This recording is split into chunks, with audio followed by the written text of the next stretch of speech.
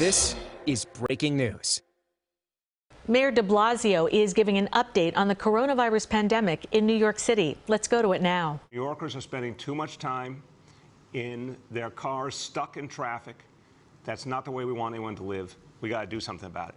So if you can't move around, if you can't get to work on time, if our recovery is being hindered, that's bad enough. But think about what it does to the air we breathe.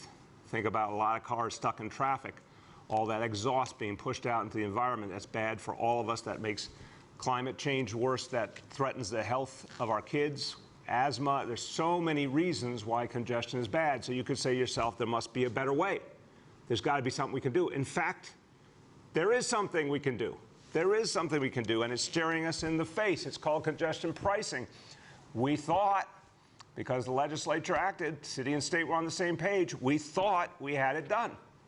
And it would lead to $15 billion in investment in mass transit. It would allow us to reduce congestion, make the air cleaner. It would allow us to play our part in saving our planet from the climate crisis. There are so many reasons to do this. But what's happening with congestion pricing? When you look at the state of New York, when you look at the MTA, you hear the sound of crickets because nothing is happening. Look at this headline from the Daily News. MTA hasn't met with New Jersey on congestion pricing. They're required to. They haven't even done it. They haven't had a single meeting. This is ridiculous. Right now, it is up to the state, it's up to the MTA to act. Now, if the MTA doesn't fully understand why congestion pricing is so urgent, what impact it would make on our subways, how it would save us from a lot of the gridlock we're experiencing, make our air cleaner, allow New Yorkers to get around. You know, MTA talks all the time about their problems. I've got something for them. I've got a solution for them. How about this check for, yes, you see it, $15 billion. That's what congestion pricing means. $15 billion. I hope you see it this way, too. It's ready to go, and it would make this kind of impact. Imagine what $15 billion could do for your daily commute on the subway. Any problem the MTA says they have could be addressed with this. If we want to fix the horrible flooding that we saw last week, if we want to make sure the signals are fixed so the trains actually can move, if you want modern stations, here it is, staring us in the face. So $15 billion. Let me tell you something. I've often said $15 billion can make your day a lot better. So there are so many things. We want to be better to the climate. More electric buses. You can buy that with $15 billion. You could buy new subway cars. You can make subway stations accessible for disabled folks. There are so many things you could do. You could make it possible for New Yorkers to get to their subway without having to swim their way to the platform. So this is the difference maker right here. Okay, what does the state have to do? What does the MTA have to do? They have to call a meeting. Imagine how difficult that is. Call a meeting, the Traffic Mobility Review Board. I'm named a member, our finance commissioner, Sheree Solomon. The state, the MTA are not acting. They're not naming members. They're not calling the meeting. They're not moving the process. They are trying to point the finger at Washington. Well, that worked with the Trump administration. It doesn't work anymore. The Biden administration in March told them, go ahead, move congestion pricing. In fact, we'll make it easier for you. We'll allow you to do a fast track, a fast environmental assessment so you can get moving.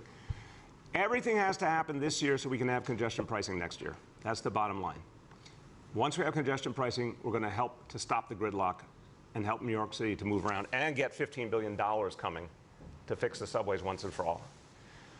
I want you to hear from some folks who care deeply about this issue, and they care about it because they represent the people who are suffering from the gridlock, from the asthma, from the inability to get around and get where they need to go. First, a longtime transportation advocate, someone who supported congestion pricing, has called for equity. He's fought for equity in many ways, including when it comes to congestion pricing.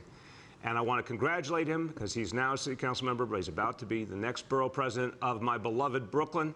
My pleasure to introduce Councilmember Antonio Reynoso. Thank you so much, Mayor de Blasio. Another Brooklynite from the greatest borough in the city of New York, the center of the universe that is Brooklyn. Um, you're absolutely right. Congestion pricing is absolutely important and extremely critical. Districts like mine, mostly poor Black and brown neighborhoods, are the ones that suffer the most due to our climate change and the work that needs to be done. We were able to reduce truck traffic in North Brooklyn and the South Bronx and Southeast Queens with waste equity legislation, but it's only a very small piece of the pie when it comes to our ability to do more when it comes to environmental justice in neighborhoods that look like mine. But outside of that, what we want to do is move to be a modern city with progressive transportation policies, and that happens with congestion pricing. If we want to move people away from vehicles that are gas guzzling and do expand our carbon footprint, we need to make sure that folks in cars can go into a reliable, safe, and clean environment that is our public transportation system. We can do that. We can finally upgrade our subway stations, electric vehicles, new buses, new trains, reliable service. That means it's coming frequently and that people know that they can get to work on time and won't have to worry about it. Air conditioning, you name it. We make it so that our public transportation system is the most attractive way or alternative to get around in the city of New York. That happens if we can get this $15 billion that Mayor de Blasio is talking about. So I want to also encourage the MTA board to finally get to work. It's so practical, and we're giving you everything you need. It's just beyond me why we haven't appointed everyone to this board and everyone's not on the same page to do this right away. I want to also acknowledge and thank Mayor de Blasio for making his appointment and saying, look, I'll do it. I'll put my foot forward. I'll open the door. Let's get to work so we can finally solve for these problems. So let's finally get to it. Congestion pricing is the way to go. It's the way we solve for a lot of these problems. And we can finally move away from our over-reliance on vehicles by taking care of our public transportation system. Thank you again, Mayor de Blasio, for allowing me to speak here today and allowing to be a partner and an advocate for you in congestion pricing. Thank you very, very much, Councilmember. We need your strong voice, and you've always been a voice for equity. We got to really let the MTA know, let the state know. There can't be equity in New York City without congestion pricing. There can't be equity if people are struggling with the effects of congestion and traffic everywhere. And there's not going to be a recovery if people can't get around. So thank you. We're going to need your strong voice to keep this moving forward. Absolutely. Thank you, Mr. Mayor. Thank you. Now, on the state level, someone who has also been a strong voice, also proud Brooklynite, represents the community I'm proud to live in, and he has been an uncompromising voice calling for changes in the fight against climate change and ways of getting people around, addressing equity. He also understands our economy doesn't come back if our subways aren't working. He's chair of the subcommittee on museums and cultural institutions in the Assembly. He knows how important it is for tourism, for our economy, people get to these amazing sites. He understands the urgency. My pleasure to introduce Assemblymember Robert Carroll. Good morning. Thank you so much, Mr. Mayor, for having me. And let me echo what Councilmember Reynoso just said, that we've got to make public transportation the most attractive option. And one of the ways to do that is to make sure that we disincentivize unnecessary car travel throughout the city. And the way to do that is congestion pricing. It's worked in London, it's worked in Singapore. It's going to make our streets safer, our city more livable, and our air cleaner. It's the thing we've got to do. I commend you, Mr. Mayor, for appointing Sharif Salomon yesterday or last week to the Traffic Review Mobility Board. The governor and the MTA now need to get on your level. It is unacceptable that the state, which controls the MTA, is not moving on this critical issue. We need to get this done, and we need to get it done now. And the only way we're going to do that is to make sure that the MTA meets and this board meets, because we desperately need the money. We need to modernize our signals. We need to modernize our bus networks. We need to make sure that our stations are attractive and livable and have the amenities that are necessary in a modern city. So I want to commend you for your leadership. This is the first time I've been on a Zoom with Borough President-elect Reynoso. So, Antonio, we are so lucky to have you, and you are going to be a great advocate for Brooklyn. And thank you so much for having me, Mr. Mayor. And let's keep working until we get this done. We can't allow this year to end without this happening. Amen. That is the right attitude, exactly. And thank you. And as a strong voice in the state legislature, I know you're going to help us to create the groundswell that'll get it done. Thank you so much, Assembly Member. Now, everyone, there have been advocates who have fought for all of us, for the strap hangers, for the everyday people who needed to get around and didn't have the help they needed. And for years and years, the MTA got worse and worse. There was no solution in sight. Everyone got together. Everyone found common ground on congestion pricing. A lot of the advocates fought long and hard to get it done. How ironic that now when we need this money and we need this progress, the state and the MTA are sitting on their hands. So I want you to hear from one of these advocates, an organization that's really led the way on the changes we need to make mass transit the go-to option for more and more people in the whole metropolitan area. The Executive Director of the Tri-State Transportation Campaign, Renee Reynolds. Thank you, Mr. Mayor. I just want to say that the Tri-State Transportation Campaign has been an advocate of and policy organization fighting for sustainable mobility in the metropolitan area for 27 years. And we've always understood that congestion pricing is not simply about the tolling system, but it's about the toll that traffic congestion and air pollution exacts on the livability of our city and the health and well-being of our most vulnerable communities. I'm speaking to you today from my home in the Rockaways, which is one of the most climate vulnerable parts of the city.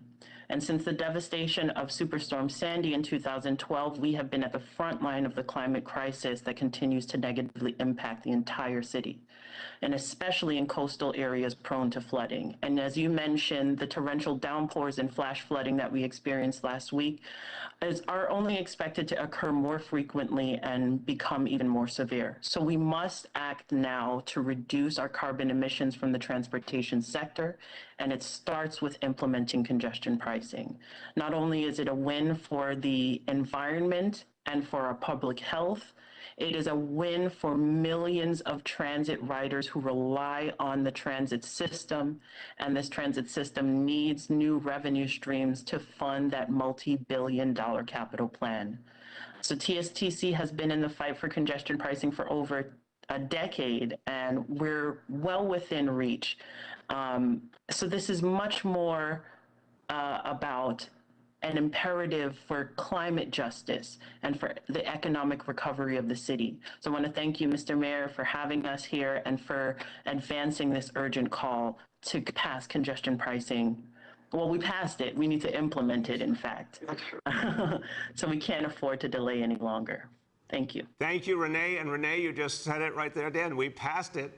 Why haven't we implemented it, right? So it's staring us in the face. And Renee, I think you'd agree. We can find a lot of good things to do with this $15 billion to help strap hangers, to help everyday New Yorkers. Let's get it done. All right, let me go to another topic. And this is also about billions of dollars that could change people's lives profoundly, but we have to make sure people get the money they deserve. The new child tax credit, this is revolutionary. This is amazing.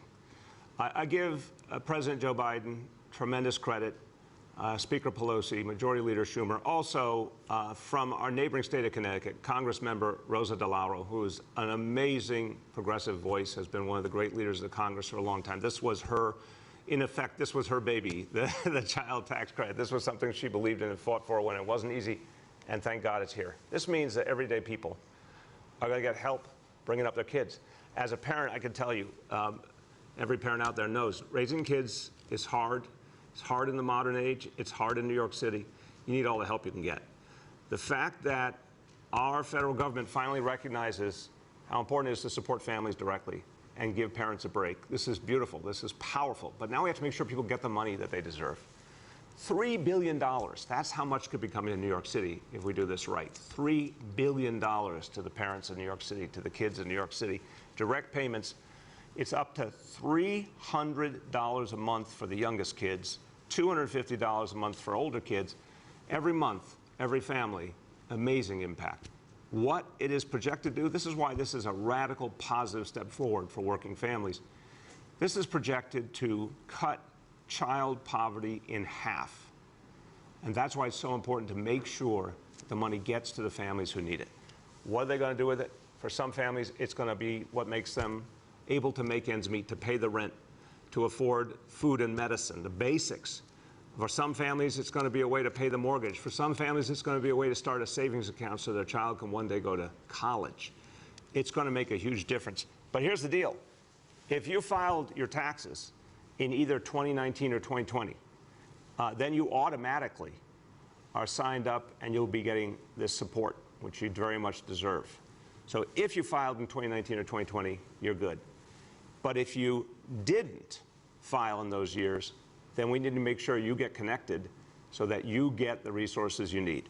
So anyone out there with kids under 18 who did not file taxes 2019 or 2020, and we estimate that to be as many as, this is amazing, as many as 250,000 families in New York City. This is why this is such an important announcement.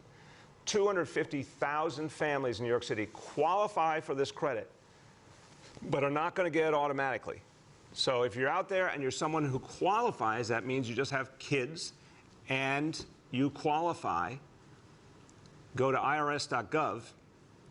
Now they have something that needs a better name. It's the Child Tax Credit Non-Filer Sign-Up Tool. They got to make that simpler.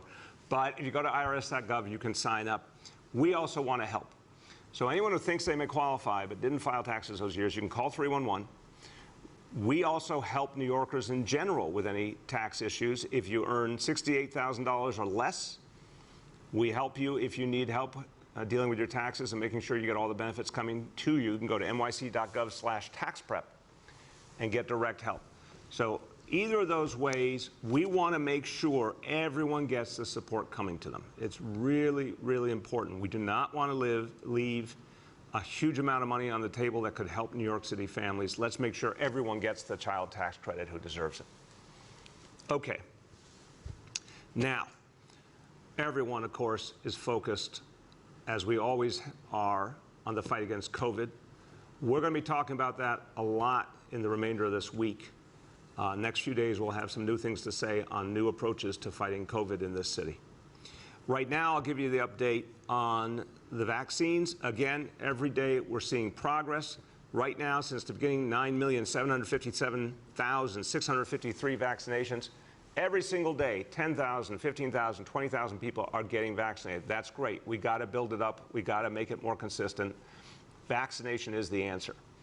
Because if you look at the indicators, you see we continue to do well in terms of keeping the hospitalization rate down.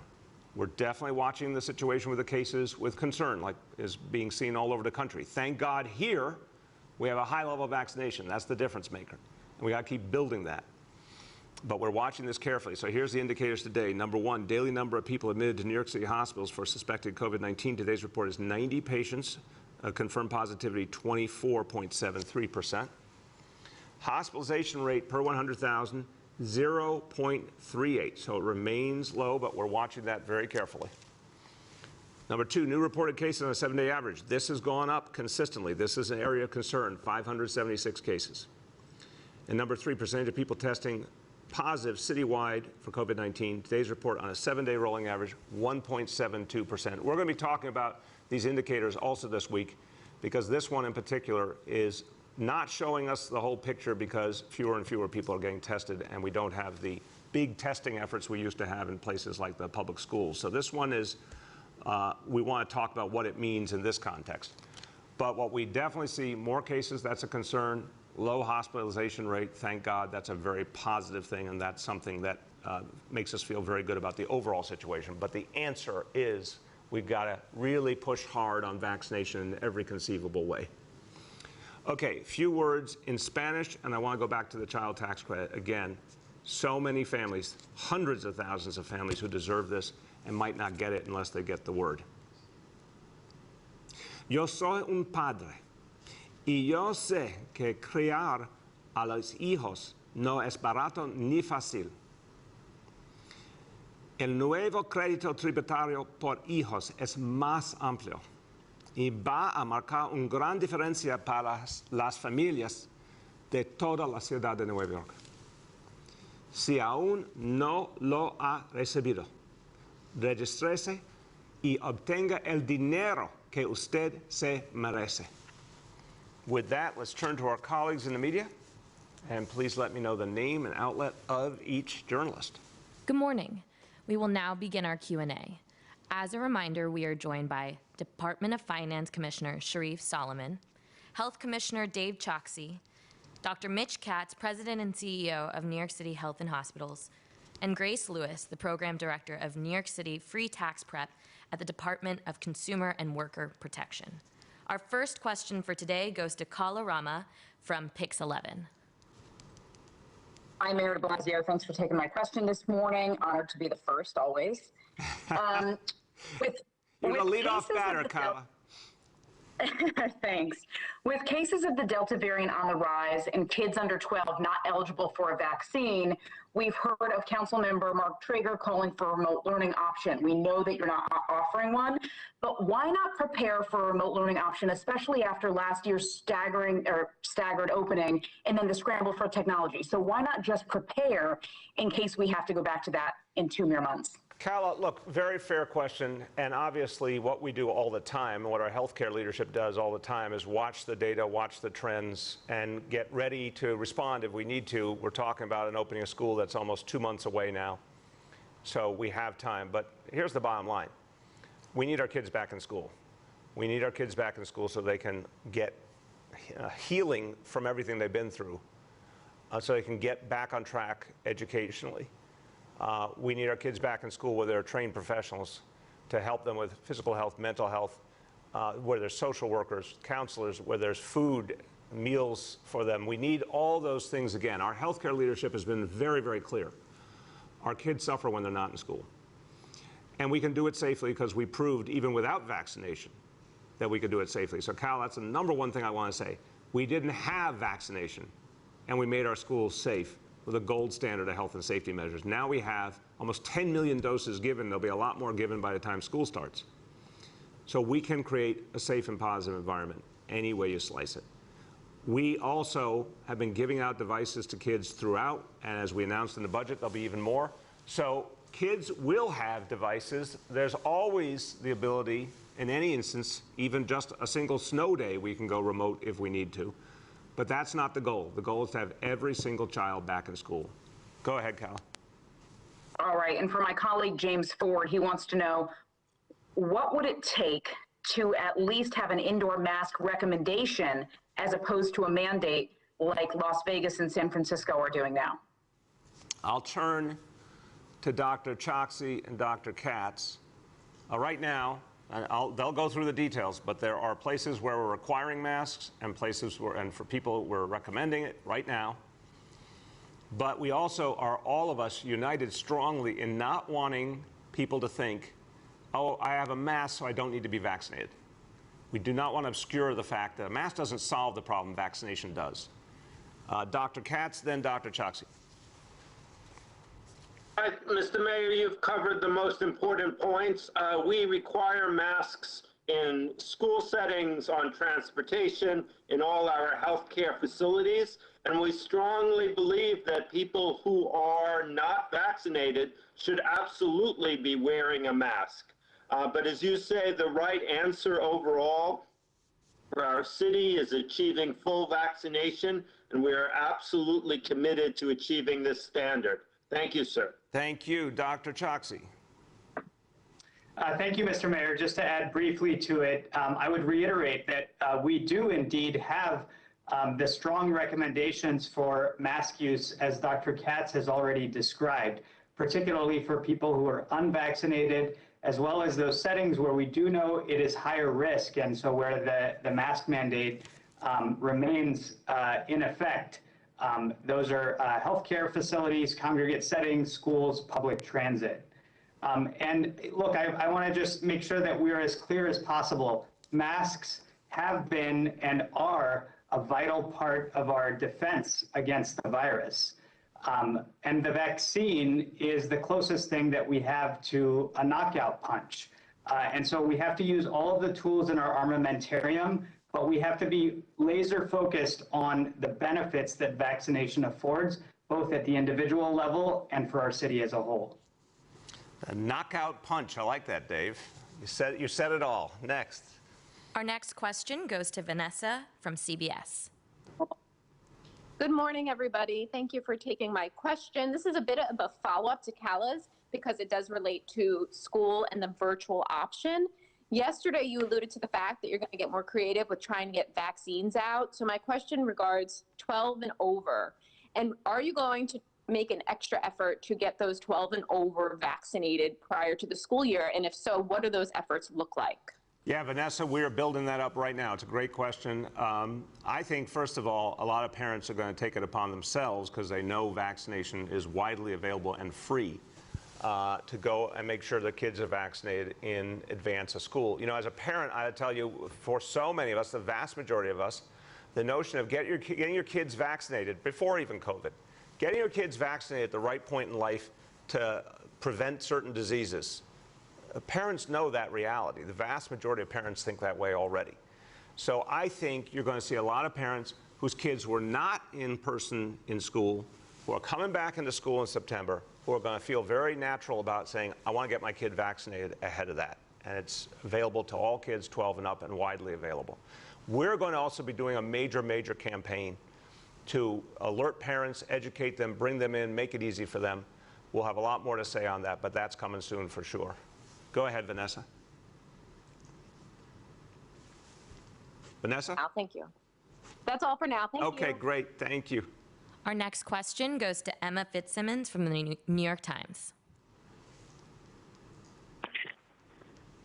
Hi, good morning, Mayor. I wanted to ask about your mask comments. They've received quite a bit of criticism yesterday. I mean, do you want to reiterate that masks are important to stop the spread? Do you ever wear a mask now? Where we've talked about the requirements, Emma, if you're in a school, for example, and our kids in schools, you know, as you say, criticism comes with the territory. You know, I'm someone who believes it's absolutely right for our kids in schools to keep masks on right now. When I go to a school, I'm going to wear a mask, obviously. So any place that's one of the mandated places, any place where I feel it's a crowded situation that requires it indoor, I would. But the bottom line, I will go back to Dr. Katz and Dr. Choksi, is we all believe there are lots of situations where masks are helpful. But I don't want to see, and I fear this, I don't want to see people say, oh, well, we're doing masks, so we don't need to deal with vaccination. A lot of people, I fear, if they're saying, well, we're going to wear a mask, so we're not going to get vaccinated. That's crazy. That evades the main point. Somehow we're having a national dialogue that has become insane. We have the solution to the thing that is killing so many people and is now threatening once again our ability for people to make a living. Why is this hard? Just go get vaccinated. This is not difficult. And there's so much just horrible rumor and falsehood and lies out there that are affecting people deeply. That is a national disease, that people are listening to lies versus the doctors who actually are trying to help them. So we're not going to buy into that. We're going back to the central point. Get vaccinated, and we're going to be more and more sharp about that and use more and more tools to get people vaccinated. Dr. Katz or Dr. Choksi, you want to add? Dr. Katz, you may be on mute. You may be on mute. Or you may not be there at all.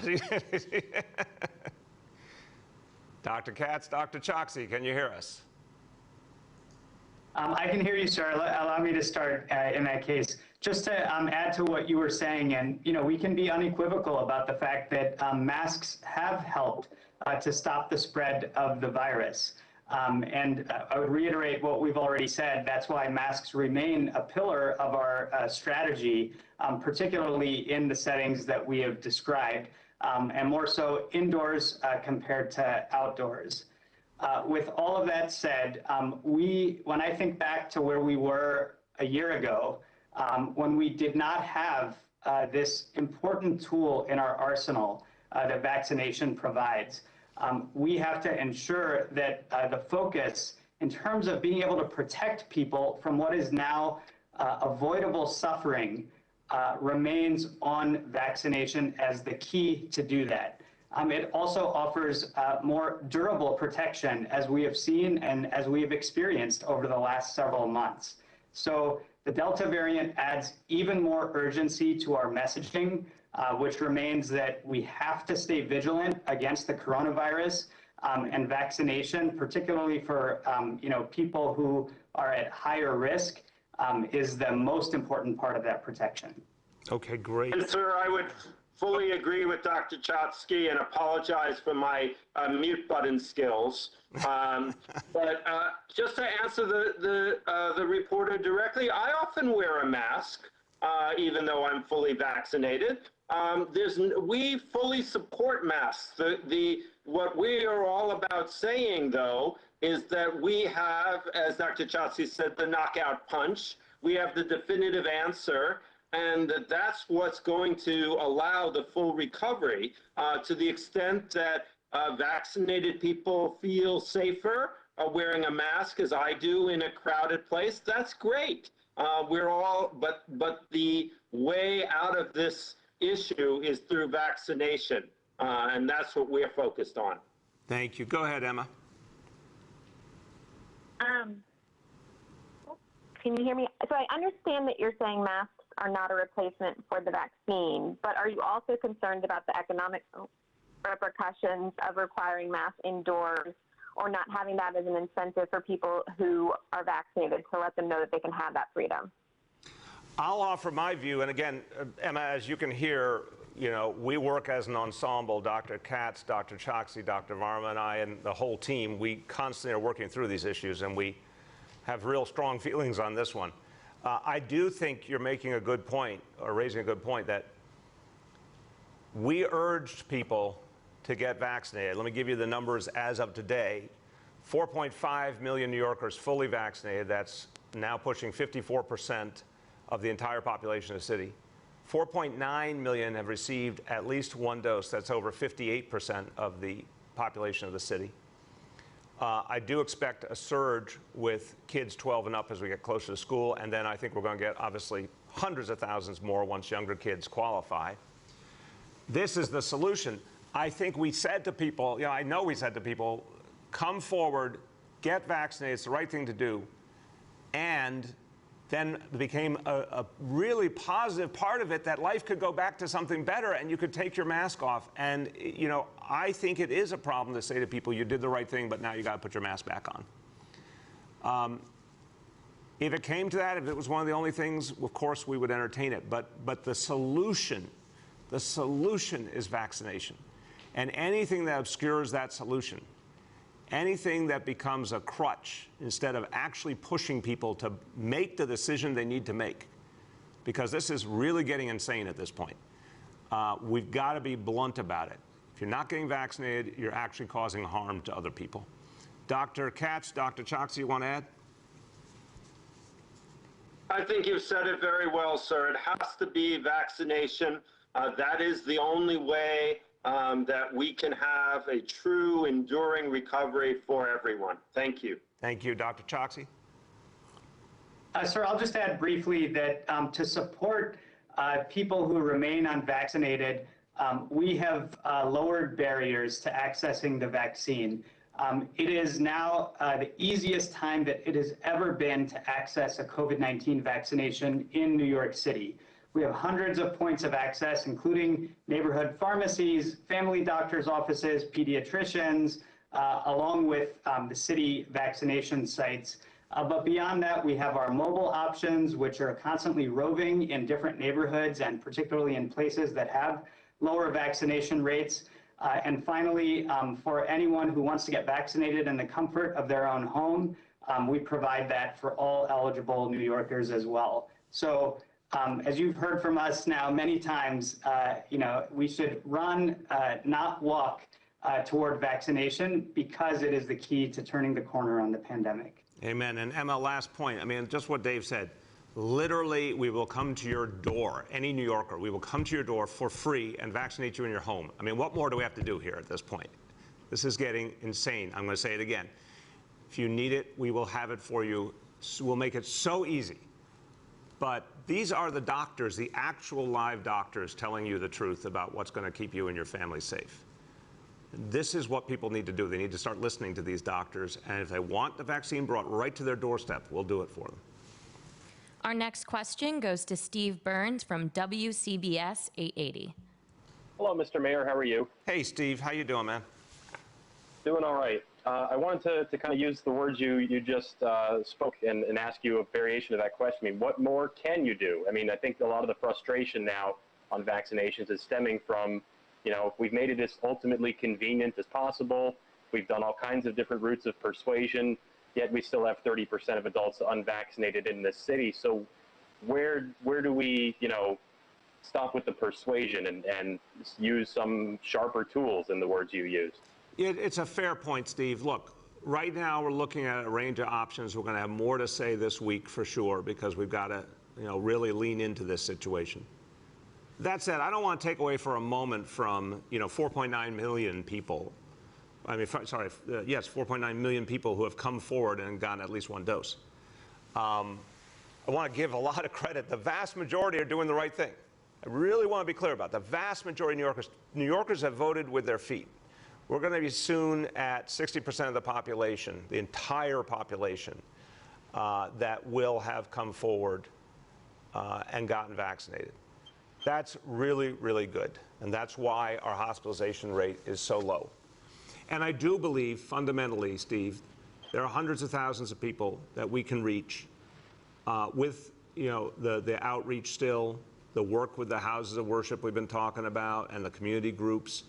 I think there's a lot more room for that. I definitely think you're going to see a surge with kids before they go back to school and parents getting their kids vaccinated. The approach of being inviting and welcoming and incentivizing, there's still definitely room to go with that. But we're looking at everything because we got to get people vaccinated. It's as simple as that. Go ahead, Steve. Thanks. And just to ask if you could expand on that, when you say you're looking at everything, I know another recommendation from Councilmember Levine was talking about vaccination mandates in certain high-risk settings. Would that be on the table for you? Again, I don't want to preempt an announcement of any specific thing that we're working on. I want to just say we will this week be making additional announcements, and it's not a great phrase, but I'll use it. We are deadly serious about getting people vaccinated. I guess there's an irony in that sentence. No, it's just this is literally a matter of life and death. It can be done. We could fix this problem with the ability we have now as a city to vaccinate people. You know, in a matter of months, we could vaccinate everyone. The problem is the misinformation and the fact that people are buying into it. You know, at a certain point, personal responsibility actually matters. So we've been really nice, really communicative, really respectful. I'm like, come on, people. It's time to step forward. And we're going to make that real clear. Our next question goes to Dave Colon from Streets Blog. Hey, Mr. Mayor. Hey, Dave. How you doing? Great. So you had a lot to say about congestion pricing the last couple of days, or a couple of weeks, I guess. But I'm a little curious about the fact that you've talked about getting everything set up by next July, which is a pretty long ways away, even as now the MTA is saying that their bridges and tunnels are seeing the same traffic that we've seen before the pandemic started. So I'm curious why you haven't been a little bit more aggressive about fighting congestion using powers that you have over your own streets, things that your surface transportation expert panel talked about last year, things like really ramping up the construction of bus lanes and bike lanes, doing something like an HOV lane into the Manhattan CBD, you know, really not kind of accepting the status quo as far as these things go when they're built. Respect the question, Dave, but I would disagree with you on this. Well, you know the announcements we made, and we are also deadly serious about expanding bus lanes, expanding bike lanes. We've got a huge set of new initiatives underway right now. So there's no question about that. We're going at a rate that has not been seen before in terms of the amount we're producing. Super serious about that. HOV issues, we're going to look at that, obviously. But we don't have a plan on that yet, but we'll look at it. But the thing that would be, again, it's like vaccination is going to the root cause, congestion pricing is going to the root cause. Congestion pricing would make a profound impact. And I hear you that would it make an impact immediately? No, it will take some ramp up time, but not that much in the scheme of things. Right now, if the state and the MTA would get in gear, all the work could be done, the decisions could be made on congestion pricing, the groundwork could be laid, the contractor's already in place, the environmental review could be done. You could have the shovels in the ground, you could have congestion pricing up and running next year. And the faster we move it, the better off we're going to be. So, yes to bus lanes expansion, yes to bike lane expansion. We'll look at a variety of other tools. But the thing that would have the profound impact is congestion pricing, and that needs to move now so that it can be a profound part of our future. Go ahead, Dave. I guess the other thing is, you're just the mayor, you're not at MTA board meetings every month. Are you talking to your board members and asking them to push the MTA on, say, appointing Sharif to the TMRB, really kind of make noise about that, to find out things that they can find out from the actual MTA staff? I mean, what are you doing in the bureaucracy of the MTA as it is? That's exactly what we're going to be doing. Our board members are very assertive. We don't have a majority, as you know, but we have strong voices on the board. They're going to be pushing this incessantly. And it was one thing, again, when the Trump administration was here, there was a valid problem. We were all in the middle of COVID. Once the Biden administration got here, I spoke to Secretary Buttigieg, his first few weeks on the job. I said, help us move congestion pricing. I know a lot of other people said the same thing. They gave us the guidance in March. It's become clear to us since then that the MTA and the state are not actually doing anything. And so we're going to push publicly, but we're also going to push behind the scenes. We're going to do all the above. I think, again, Dave, it won't shock you if I said that what we've learned about the state of New York is the public pressure is the thing that moves them. But this is illogical. We have a congestion crisis, we have a climate crisis, and the MTA is falling apart. The subways are falling apart. There's no reason not to do this. So people like you, respectfully, should be saying to the governor, should be saying to the MTA leadership, why aren't you acting? Let's get going. And let's get this thing moving. Our next question goes to Kevin from AM New York. Hey, Mr. Mayor, how you doing? Good, Kevin. How you been? Doing well, doing well. I wanted to shift from congestion pricing to something that is under city control, and that's fare fares. It was actually mentioned at the MTA board meeting yesterday by 2 MTA board members that the city or your administration should be doing more to get people enrolled in this. We're currently at about a little less than 250,000. Board member David Jones said we could easily add another 250,000 enrollees to fare fares. How do you respond to that, and what is the administration doing to really get this program noticed more and more people enrolled? Look, I believe in fare fares. I feel very good about the work we did with Speaker Johnson and the council to get it going, and it was gathering a head of steam, and then the pandemic hit and people stopped riding the subways. We've put a lot of money in the budget to start it up again and promote it. If it becomes more and more popular, we'll make adjustments to keep ensuring that it can grow. But I definitely want an aggressive outreach effort. I think it's something that really helps people. But, we also need to see people coming back to the subways in the kind of numbers we used to know to really get to the full impact. Go ahead, Kevin. Okay, and then my second question goes to my all-time favorite topic about the BQE. I remember your own expert panel recommended shrinking the lanes from 6 to 4 on the highway, if I remember correctly, to kind of forestall the decay of the highway. You at the time were skeptical of that proposal.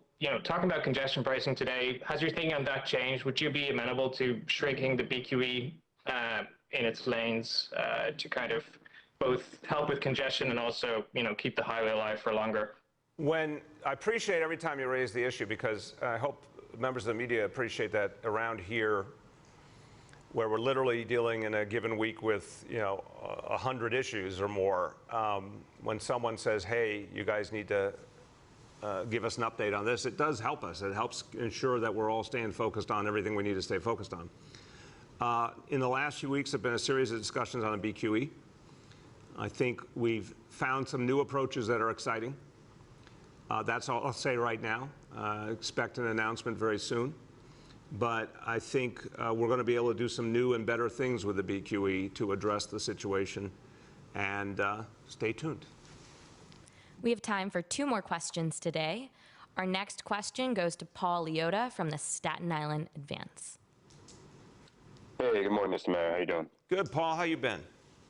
I'm well, sir. Thank you. Regarding congestion pricing, Congresswoman Malliotakis has been working on legislation that would essentially provide a tax credit for Staten Islanders who, a toll credit for Staten Islanders who cross the Verrazano and then cross into Lower Manhattan, sort of avoiding a double toll of sorts for congestion pricing. I just want to get a sense of your position on that and whether you'd support it.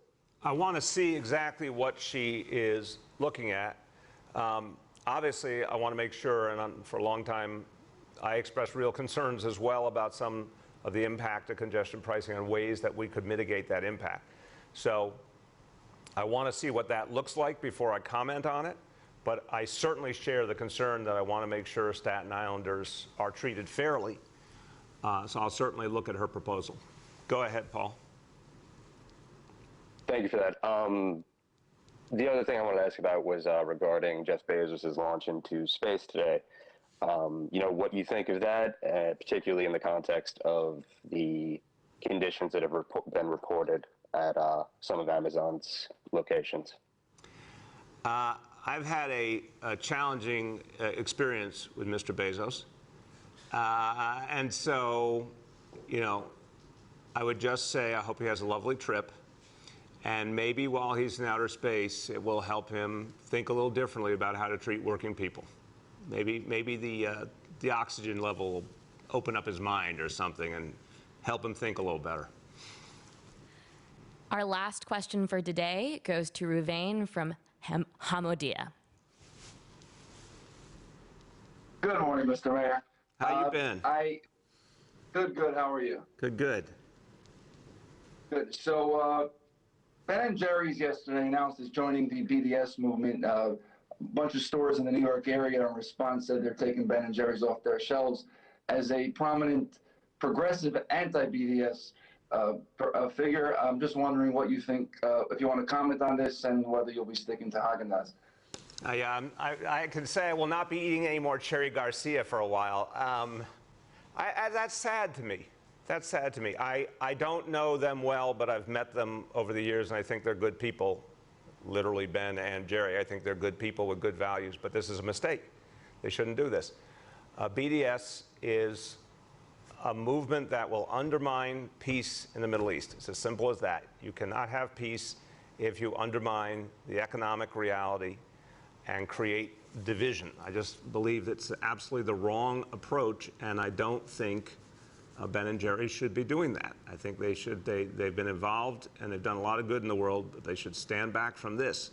Because really what we need, and for the first time, as interesting as the Israeli government is, it at least is a different government, and the potential for a different path forward exists now, but not if the economy doesn't work. Because the path to peace is going to have to involve economic justice for Israelis and Palestinians alike. And that won't work if the economy doesn't function. So I think BDS is just absolutely mistaken, and I'm sorry to hear that news. Go ahead, Ruben. Yeah, I want to ask Dr. Choksi. We spoke a few days ago about the city releasing, you mentioned the numbers of how many people that have gotten the virus haven't been vaccinated, but we discussed releasing similar numbers for how many people have gotten the virus after previously having the virus. I know this sort of study, can't happen overnight. I'm just wondering, wanted to confirm that you will indeed be releasing the study, and if we can get it, a sort of sense time-wise, how long is, when you might release it. Thank you. Dr. Choksi, you want to speak to that? Yes, sir. Thank you. And thanks, Ruvain, for your important questions. This is about, the analysis of reinfection. It is something that we continue to look at. I can't give you a specific timeline in terms of when we would be able to release anything. in part because it is challenging to differentiate repeat positives from true reinfection.